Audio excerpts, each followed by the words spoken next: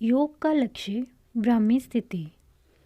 होत्रा विप्र युज्यते मनः उते युज्यते धिय एके वायुन वितय विदधे विप्रस्य विहितय विपिश्चितय देवस्य सवितु परिस्तुतु इति महि।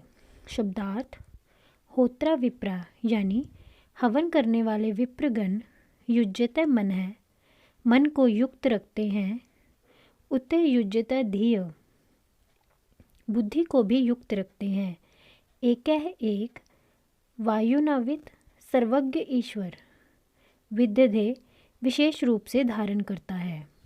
विप्रस्य उस विप्र वृहत विपिश्चित महान ज्ञानवान देवस्य सवितु सविता देव की परस्तुति सर्वत्र स्तुति इति ही मही बड़ी है।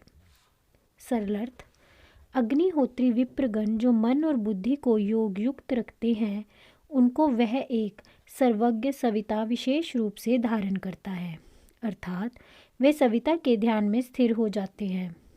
उस विप्रों के विप्र महान अर्थात पूर्ण ज्ञानवान सविता की बड़ी स्तुति सर्वत्र चारों वेदों में गाई गई है। भावार्थ: अग्निहोत्री आदि करने वाले विप्रगण मन बुद्धि योगयुक्त रखते हैं, जिनको एक सर्वज्ञ ही विशेष रूप से धारण करता है, अर्थात वे सविता परमात्मा में समाहित हो जाती है। उस विप्रों के विप्र बृहद ब्रह्मा महान विद्वान अर्थात सर्वज्ञ ज्ञानमय सविता देव की महती स्तुति चारों ओर सर्वत्र अथवा सब वेदों में गाई जा रही है। श्लोक शब्दार्थ: युजे युक्त करता हूँ, वाम मन बुद्धि दोनों तुमको, ब्रह्म पूर्व्य सनातन ब्रह्मा में नमो भी अनेकों नमस्कारों सहित विश्लोके हमारी प्रार्थना के श्लोक। इतु जीवे पथि एवं सूर्य यानी विद्वानों के पथ पर ही, अर्थात हमारी प्रार्थना मूर्खतापूर्ण न हो कि विश्वे सब अमृतस्य पुत्राः देवगुण अथवा विश्वदेहे अथवा जीवन मुक्त अमर पद को प्राप्त आत्माएं, ये जो आधमानी दिव्यानी दिव्य ब्रह्मलोकों पर्यंत तत्स्थु स्थित है, शृण्वन्तु सुने। सरलर्थ: हे मन और बुद्धि, तुम दोनों को सनातन पुराण ब्रह्मा में युक्त करता हूँ। मेरी अनेक नमन सहित प्रार्थनाएं विद्वानों का अनुकरण करें और अमृत के पुत्र देवगण जो दिव्य लोकों में निवास करते हैं सुने।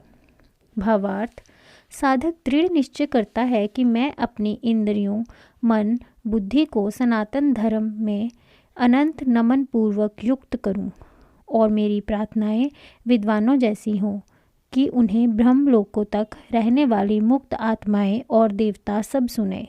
यही सविता से जो योगियों का अनुज्ञाता एवं प्रेरक है, प्रार्थना भी है। जैसे कि श्वेत उपनिषद में कहा गया है कि सविता देव की अनुज्ञा की सहायता से सनातन ब्रह्मा की प्राप्ति करनी चाहिए।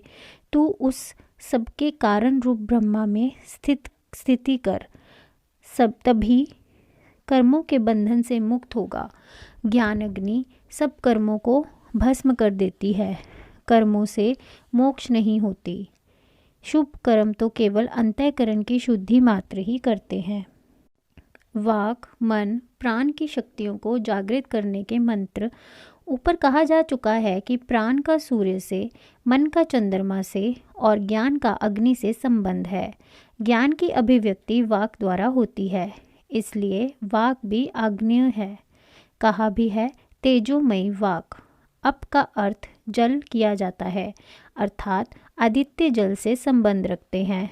योग शास्त्रों में वाम नाड़ी ईड़ा चंद्र अथवा सोममयी, पिंगला सूर्यमयी और सुषमना तेजोमयी है, अर्थात ईड़ा में चंद्र की शक्ति, पिंगला में सूर्य की शक्ति और सुषमना में अग्नि की शक्ति कार्य करती है, जिनके क्रमशः ईड़ा, अदिति और सरस्वती नाम है।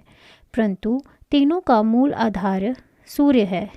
समस्त जगत का प्रसव उसी से होता है, इसलिए उसे प्रसविता अर्थात केवल सविता कहा जाता है। सविता के दोनों अर्थ हैं, प्रसव करने वाला और अनुज्ञा में रहने वाला। सूर्य का तेज जब चंद्रमा पर पड़ता है तब वह तेज को तो अपने में विलीन कर लेता है और सोम की वृष्टि पृथ्वी पर करता है।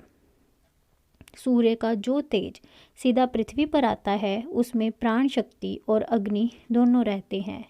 यह सर्वविदित है। अदिति को आदि शक्ति, देवताओं की माता और सूर्य की जननी कहा जाता है, इसीलिए सूर्य को आदित्य कहते हैं। प्राणियों के देह में वह प्राण की शक्ति के रूप में स्थित है। नीचे दिए गए मंत्रों में तीनों शक्तियों को जागृत करने के लिए अदिति से प्रार्थना की गई है। अदिति ब्रह्मा से उचित प्रथम आदि शक्ति और चेतन प्राणमयी है।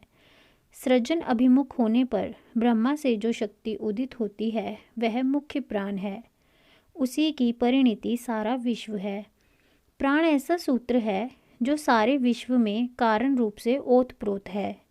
यह जो कुछ जगत है सब प्राण के स्पंदन का परिणाम है।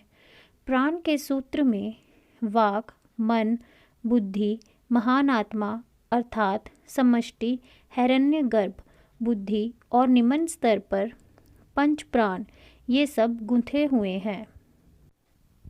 श्लोक शब्दार्थ। स्वा तुझे देवस्य सवितु प्रसवे सविता देव की अनुज्ञा में रहकर अश्वनी बाहुम्याम अश्विनी कुमारों के बाहुबल की सहायता से पूषणो हस्तोभ्याम पूषा के हाथों से आददे पकड़ता हूँ या लाता हूँ। आदित्य रस्ते असी तू अदिति के लिए रज्जु सदृश है। ईड़े आइए, अदिति आइए, सरस्वती आइए, असो आमुख नाम लेकर आइए आइए आइए। तू अदिति के लिए रज्जु है, इंद्राणी के शिर का वस्त्र है, पूषा है, धर्माए मुझ संतप्त के लिए दिविश दया करो। सरलर्थ। मैं तुझे सविता की अनुज्ञा में स्थित रहकर अश्विनी कुमारों के बाहुबल और पूषा यानी सूर्य के हाथों से पकड़ता हूँ। तू अदिति की रासना है। यह प्रार्थना उस साधन से की गई है जिसके अभ्यास से अदिति को जागृत किया जाता है। हे ईड़े आओ, हे अदिति आओ, सरस्वती आओ, यह आवे, यह आवे, यह आवे। तू अदिति की रसना है, इंद्राणी के शिर की ओढ़नी है, तू पूषा है, मुझ संतप्त पर दया कर। यज्ञ में इन मंत्रों का विनियोग धर्म रूपी दूध के दोहनार्थ ईड़ा, अदिति और सरस्वती को गाय मानकर उनके आवाहन करने के लिए किया जाता है। ईड़ा इहलौकिक गाय के लिए भी प्रयुक्त होता है। गाय को लाने के लिए उसे रस्सी से खींचा जाता है। रस्सी हाथों से पकड़नी होती है और गाय को खींचने के लिए बाहुबल लगाना पड़ता है। अदिति रूपी गाय के लिए जो रस्सी है उसकी प्रार्थना प्रथम मंत्र में की गई है कि पूषा के हाथों में और अश्विनी कुमार रूपी बाहुओं से मैं अदिति रूपी गाय को लाना चाहती हूँ। गो का अर्थ गाय, इंद्रियाँ, वाक, पृथ्वी, सूर्य की किरणें अनेकधा किया जाता है।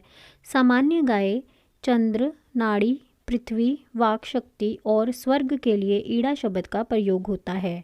सरस्वती ज्ञान की देवी है और अदिति देवताओं एवं सूर्य की माता है। ईड़ा से इच्छा शक्ति, अदिति से क्रिया शक्ति और सरस्वती से ज्ञान शक्ति समझा जा सकता है, जो क्रमशः मन, प्राण और वाक सहित बुद्धि से संबंधित है। जैसा कि ऊपर कहा जा चुका है कि तीनों में मुख्य अदिति है। योग अग्नि रूपी कुंडलिनी को अदिति के लाने के लिए रासना या रस्सी कहा जाता है। पूषा सूर्य को कहते हैं क्योंकि वह सबका पोषण करता है और अश्विनी कुमार देवताओं के वेद्य और सूर्य के पुत्र हैं। शरीर में पोषण करने का कार्य प्राण का है, जो हृदय की गति को निरंतर बनाए रखता है। श्वास प्रश्वास की क्रिया उसी का कार्य है। इंद्रियां एवं अंतःकरण चातुष्टाय देवता हैं, जिनका स्वास्थ्य श्वास प्रश्वास के अधीन है।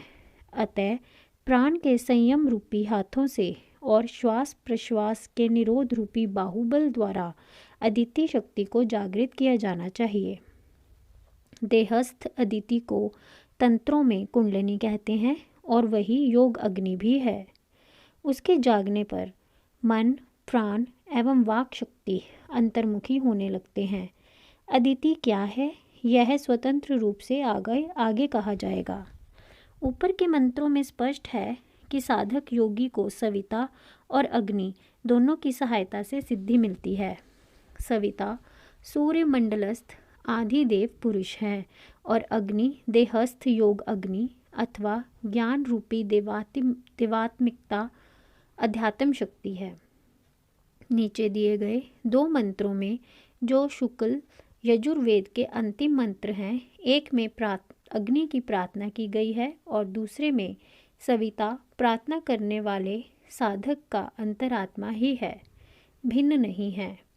जीवो ब्रह्मेव न परः। श्लोक शब्दार्थ। अग्ने, हे अग्निदेव, नए ले चलिए सुपथा, ठीक अच्छे मार्ग से, राय इस भोग रूपी संसार में, असमान यानी हमें, विश्व शनिदेव, हे विश्वनिदेव, आप वायुनानी विद्वान सर्वज्ञ हैं। युयोधि युद्ध कीजिए, अस्मद यानी हमारे, जुहुराणम यानी कटुल, अनस पाप से, भयुष्ठाम बहुत बहुत, ते तुझे, नम उक्ति नमस्कारों से युक्त प्रार्थना, विधेम हम करते हैं। सरलर्थ। हे अग्नि, इस भोगाल्य संसार में मुझे अच्छे मार्ग से ले जाइए। हे देव, आप सब ज्ञानों के विद्वान हैं, हमारे कुटिल पापों से युद्ध कीजिए। आपको हम बहुत बहुत नमन युक्त प्रार्थना करते हैं। श्लोक शब्दार्थ। हिरण्येन पात्रेण, सुवर्ण के पात्र से, सतस्य मुखम, सत्य का मुख, अपिहितम यानी ढका या छुपा हुआ है, अर्थात सत्य आत्मा पर प्रलोभनों के कारण राग आसक्ति का आवरण पड़ा हुआ है।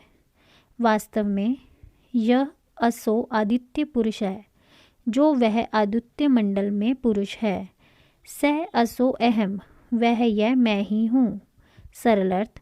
सुवर्णमय पात्र से सत्य का मुख ढका हुआ है, जो आदित्य में पुरुष है, वही मैं हूँ।